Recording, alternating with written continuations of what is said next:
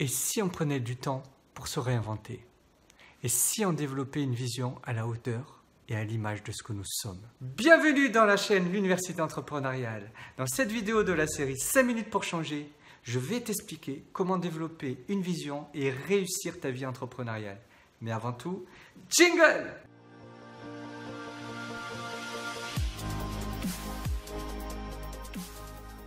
Alors, pour développer une vision et réussir sa vie entrepreneuriale, il faut tout d'abord connaître et développer sa vision personnelle en tant qu'entrepreneur, mais aussi sa vision d'entreprise. C'est très important d'avoir ces deux choses en tête pour construire une vision cohérente en fait dans sa vie entrepreneuriale. C'est parti! Tout d'abord, la vision en tant qu'entrepreneur. Je vais vous donner une série d'outils pour cela. Tout d'abord, la Life List. Life List, c'est un auteur, Speedman, qui l'a évoqué dans Demain est un autre jour, son roman. Et il s'agit de lister tous les rêves que vous avez en tête et de vous dire dans un an, imaginez que vous allez mourir dans un an et lister en fait toutes les choses que vous aimeriez faire avant de mourir.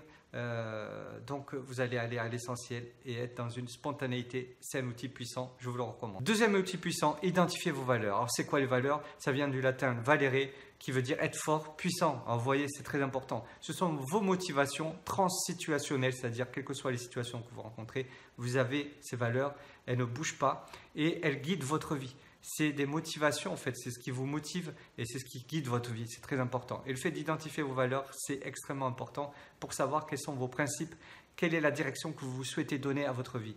Et bien sûr, pour les définir et pour les mettre en action, c'est très important de réfléchir à cela, pas seul, mais de vous faire guider aussi, d'avoir l'avis de vos proches, d'avoir l'avis aussi de vos collègues, d'avoir l'avis des personnes en fait qui jugeront ces valeurs de façon avec le recul nécessaire.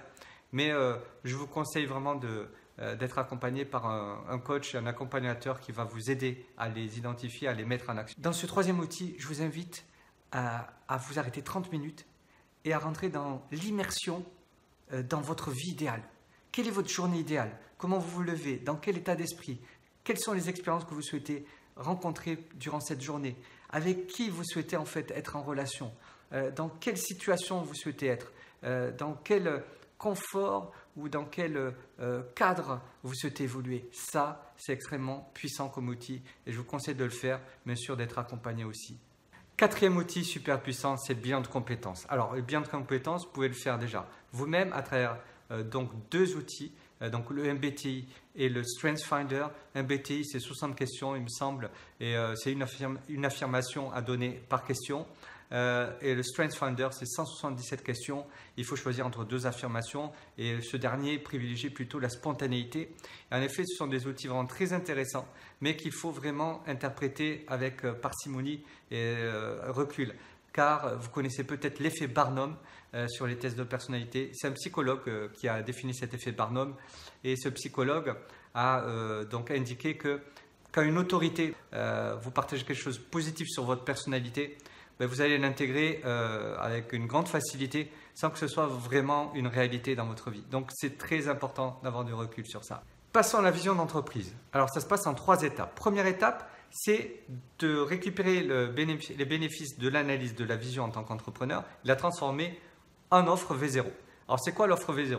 C'est votre proposition de valeur, c'est-à-dire ce que vous pouvez vendre comme produit ou service aujourd'hui avec vos forces identifiées et avec vos capacités, vos ressources actuelles.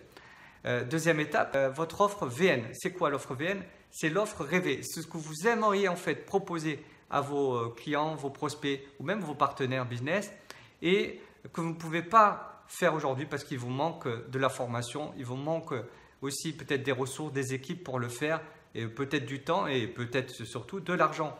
Donc cette offre VN, il faut la dessiner le plus tôt possible, peut-être en parallèle avec la première étape. Et troisième étape, il faut planifier le chemin entre l'offre V0 et l'offre VN.